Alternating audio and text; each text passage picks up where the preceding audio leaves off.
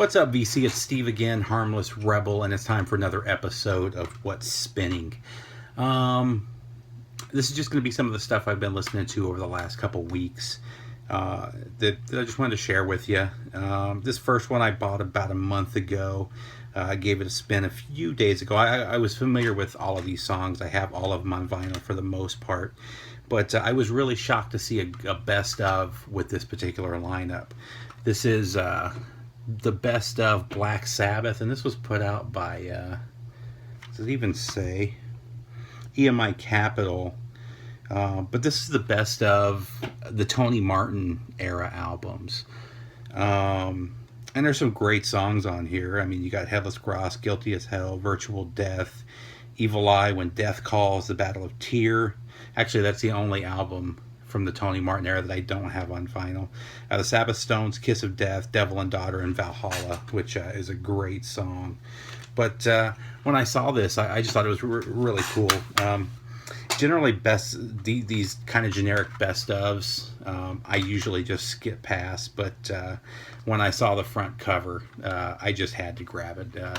I've never seen that before. I'm not likely to see it again. So, and definitely worth checking out if you're a fan of that era. Let's see. Next up, this is a LA hard rock band from, I believe, 2000. Yeah, 2000. This is a band called American Pearl. I have, I guess, mixed thoughts on this one. The first time I listened to it, I didn't like it. With the second spin, I shouldn't say, about halfway through, I started getting into it. With the second spin, I liked it a little bit better. It is good hard rock from the early 2000s. And that was kind of a time where good 80s style hard rock was kind of missing in the late 90s, early 2000s. This is before the new wave of traditional metal scene that's going on right now that started, 3 or 4 years ago. And at the time, I probably would have really liked this, but with the stuff that we've got coming out right now, it's just a lot better. There are some great songs on here. There's I believe 7 Years and Revelation were both pretty good. If you find it for cheap, it's worth checking out. If you're into it's just straight up American hard rock.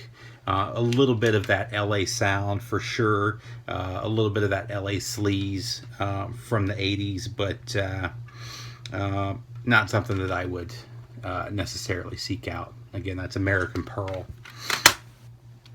Next up is this is a really good one that I picked up. Just straight up metal. This is on Shadow Kingdom Records. This is one of those deals where I ordered a couple of albums, and I decided to check their clearance section, and they had this on sale for, I think, $3.33. So I went ahead and grabbed it. This is the Crystal Eye from Sinister Realm. And I really dug this. I really like the vocalist in this band, and I just thought this was a really good album. I'm really glad that I picked this one up. This is from 2011. So let's go ahead and I'll do a quick. Let's give it a quick listen.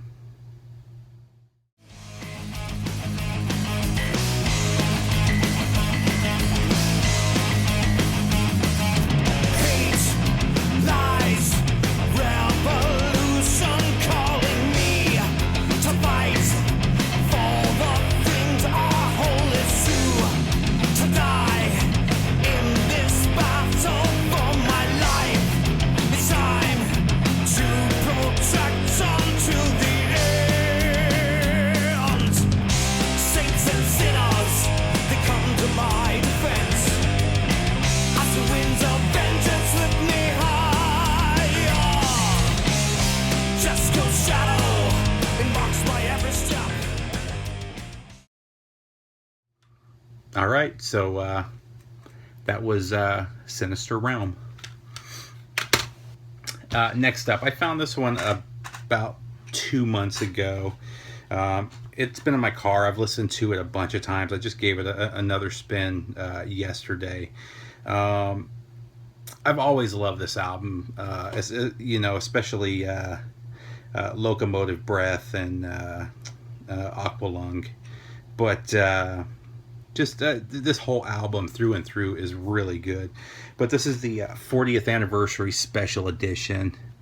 Let's see if I can get that, of Jethro Tull's Aqualung. Really nice. I don't know why it's not coming in tonight. Really nice packaging though.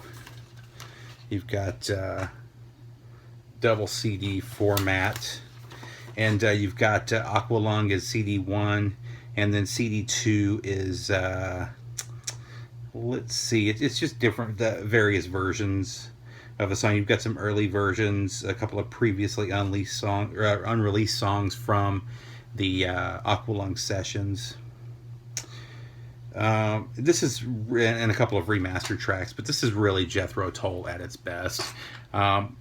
Their first 4 albums, I'd even say their first 5 are absolutely must-haves. After that, they've got some great songs. They've still got some good albums. You really can't go wrong with Jethro Tull, but the first 4 or 5 albums are really where it's at, and this is just a great album, and it's a really nice package. I picked it up used. I'm not sure what it goes for new, but I think I paid $9.99 for it, so I thought it was a great deal for that price. Next up, along the same lines, this is my favorite album by this particular artist, and it just sounds absolutely amazing. They did such a good job on this. The packaging, the sound quality, very high quality. But this is Couldn't Stand the Weather from Stevie Ray Vaughan. This is an amazing album. If you haven't heard this, go out and get a copy right now. This is him at his best. You got Scuttlebutton, his version of Voodoo Child is on here. Stang Swang, Couldn't Stand the Weather. I mean, this whole album is just absolutely beautiful. And then it's got the 8 songs of the album. Then it's got another 10 bonus tracks. Let's see.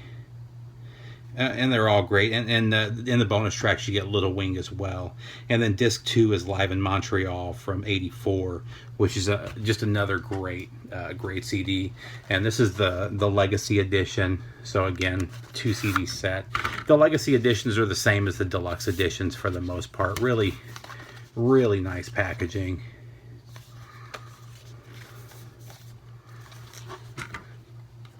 But just a classic album that should be in everybody's record and CD collection. I actually have this on vinyl as well. Next up, I had never seen this before, and ran across it at a Goodwill, if I remember correctly, for $2 or $2.50, whatever they charge at Goodwills. And this is what's it actually called? Feedback from Rush. And this is from 2004, and it's a really good covers album. You've got a cover of Summertime Blues, and it's basically a cover of a cover that they do. Heart Full of Soul, The Seeker, For What It's Worth, My Soul, 7 and 7 is, Shapes of Things, and then Crossroads. And they just murder these songs. They do such a good job. Highly recommend checking this one. I believe this one's available on vinyl too, and if it is, this is one I'll definitely be picking up on vinyl as well. Next up is Motorhead 1916. I just felt like listening to some Motorhead. I picked up about 2 weeks ago the newest issue of Iron Fist, and was reading the Lemmy article, and just felt like listening to some Motorhead and pulled out this classic album. Really good album from right in the middle of his career in Motorhead. This is 91. My favorite song on here is the final track and the title track, 1916. It doesn't get a lot of love. I don't think I've ever heard anybody talk about this album, and especially that track, but this is a great album, definitely worth having in your collection, and you should definitely check out that song. Next up, I found this one a couple of weeks ago, and I always hesitate with this band. I love their first 3 albums. And they've always been over the top, but then some of their later albums, they just go a little bit too far. But I found this one for a really good price. I think it was $3.99, and grabbed it. And I'm glad I did, because this may be my new favorite album from this band. This is Louder Than Hell from Manowar. This is from 1996. This is such a good album. Musically, this is the best that I've heard them sound. Every song is constructed perfectly. The musicianship is absolutely amazing. Some of the lyrics are over the top. You know, it's Manowar. They are over the top. But they do a pretty good job of keeping it together on this one, and keeping it telling a good story. And I really love this album. I've given it a bunch of spins. I'll probably spin it again before I throw it on the CD shelf there. Next up, I've never actually owned this at all. And I'm not sure why, because I love this band. I know most of the songs on here, and I like every single song on here. For some reason, I've just never bought this before. And when I saw this particular copy, I went ahead and grabbed it. And this is 9 Lives from Aerosmith with the band artwork on it. Apparently this artwork offended a lot of people, and I don't know if there was a lawsuit involved, but they end up changing this to a cat on one of those little carnival wheels. But I really like this artwork. I think it's Vishnu is who that goddess is, the Indian goddess.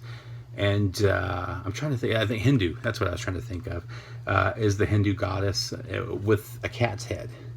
And it's really beautiful artwork, but a lot of people were offended, so they broke down and they changed the cover art. But I mean, the 2 biggest hits off of here were Hole in My Soul, and then I think Pink. But this entire album is really good, and definitely worth picking up if you don't have a copy of that one. I'm not sure if that one's available on vinyl or not. This was in the late 90s. It may be. Next up, I just found this the other day, and man, is this a good album. I didn't even know that this existed. The story behind it is really cool. This is from Conception, live 1981, Dokken. If you're a fan of Dokken, you'll know that their breakthrough album didn't come out until 1993. This is live in 1981.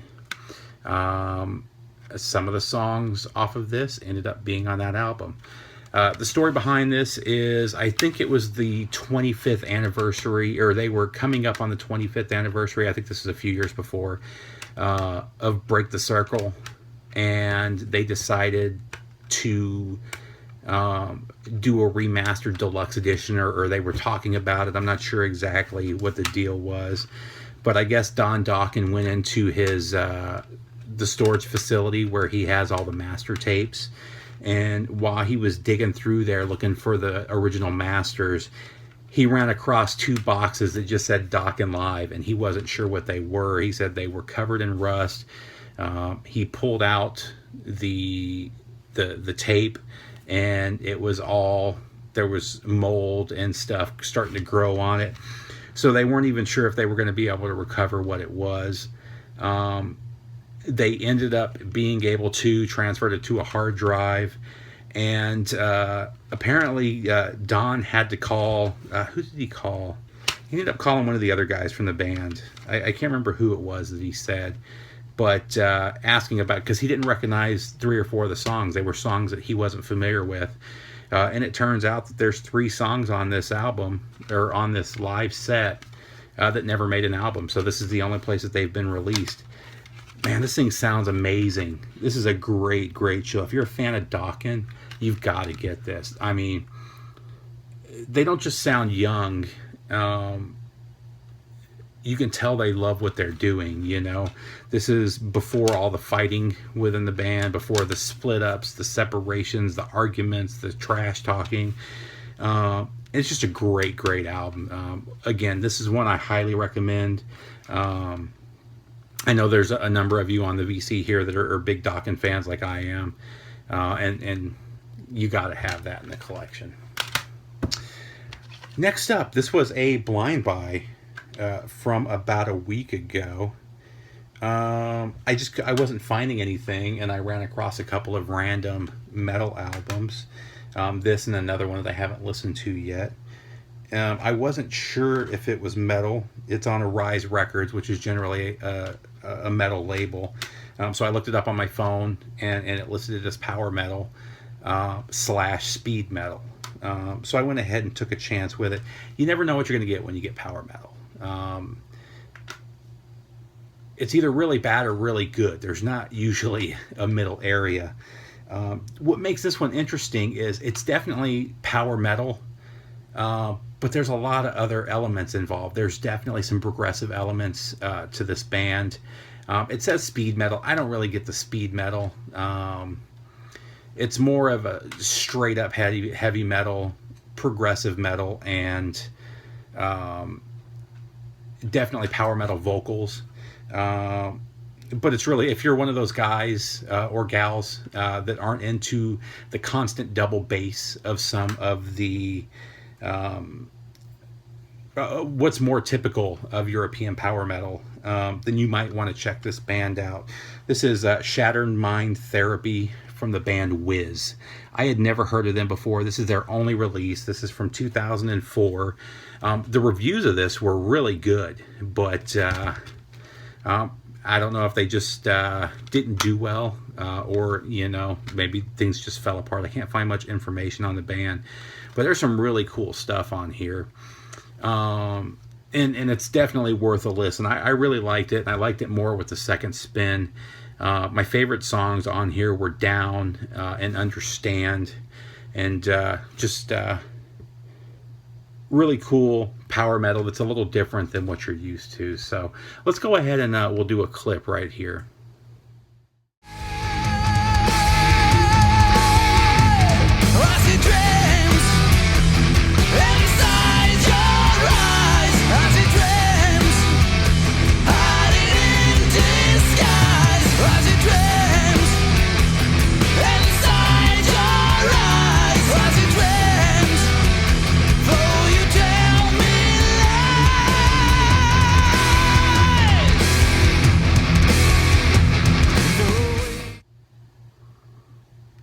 And that was Whiz. So let me see. Make sure that this is the last one. And then last but not least, I saved this for last because I wanted to talk about this one a little bit. If you've watched me long enough, you've heard me both talk highly and criticize this album. Most people list this as one of, if not the best live albums of all time.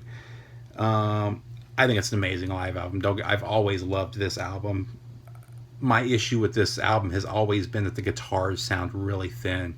Iron Maiden has always been known for their thick, their rich guitar sound, that double guitar attack.